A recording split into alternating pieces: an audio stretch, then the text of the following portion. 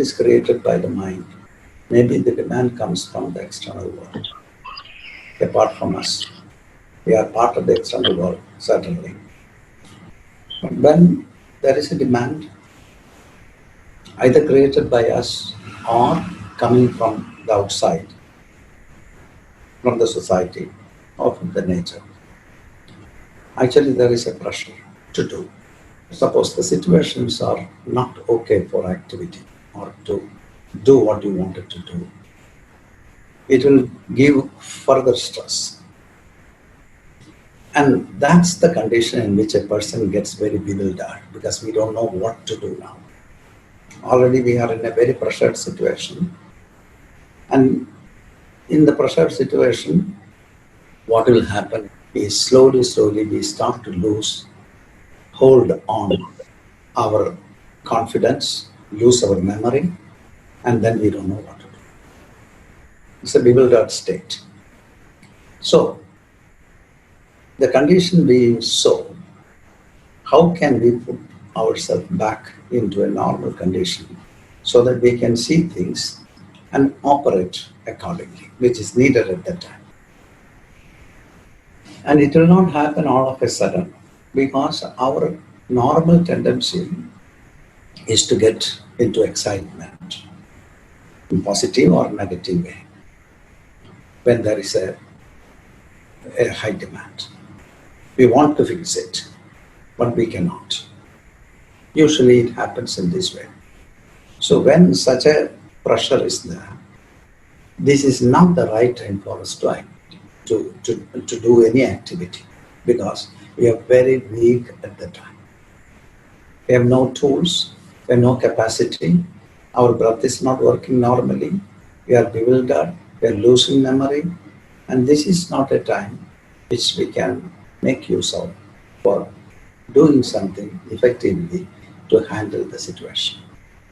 So what we can do? We have to do something much before. That's the only possibility. Usually it is not like that. Usually when the situation is there, we try to operate. And at that time we are very weak, bewildered. We lost almost every hold of everything. And then we cannot do. So regularly a person has to train himself to look into his mind, because the mind is creating the situation.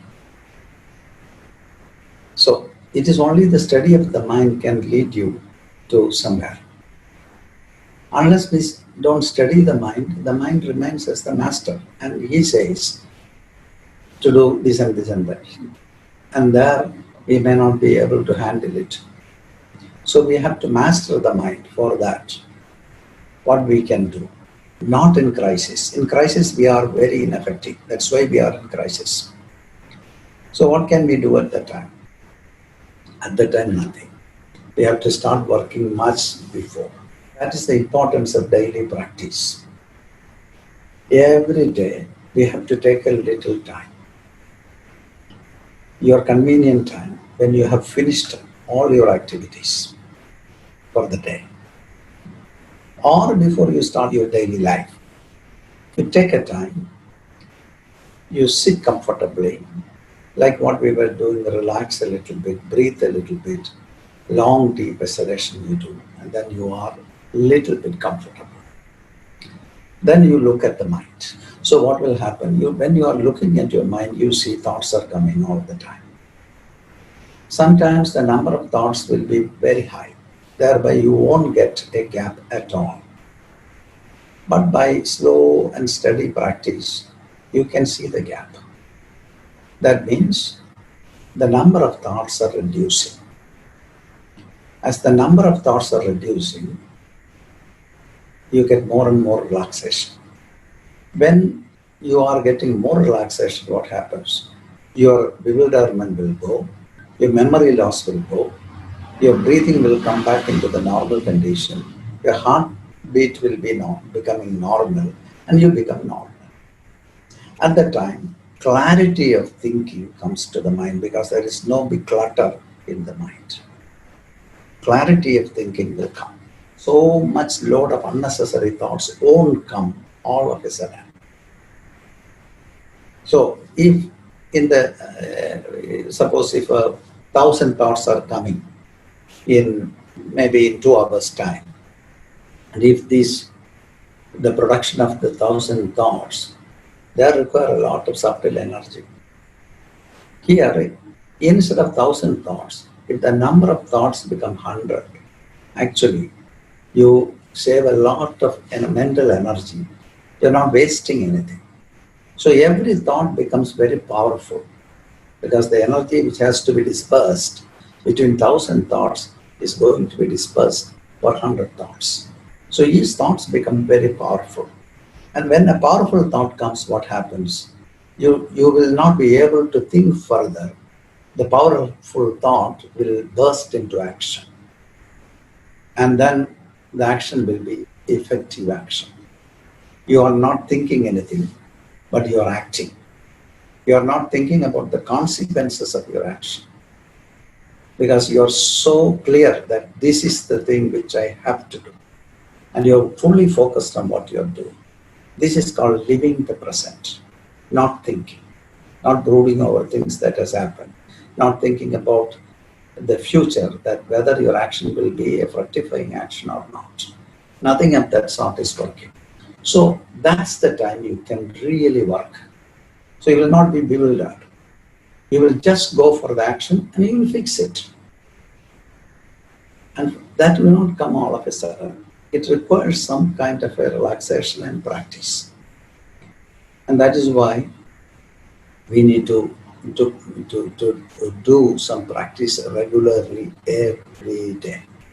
Whether you have tension or not, whether you have time or not, you have to find your time and sit. We cannot do anything when the crisis is on, because we are very ineffective at the time. What can we do at that time? Nothing. So that is why we have to start our practice every day to prepare ourselves and get a mastery over our mind, that if you don't want any thought to come, it won't come.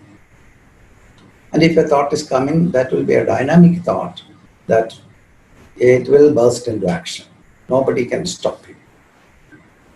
And then you will also see that the nature is supporting your action. Things will be very conducive for you to operate. When you start to feel this, you start to feel grace. And then there is a beautiful feeling that bubbles from within, because you understand that you are in the grace of the nature. Then you have no big problems actually. So start to work continuously every day, even after the COVID issue finishes, or even after our crisis finishes. We continue working every day. Take time every day.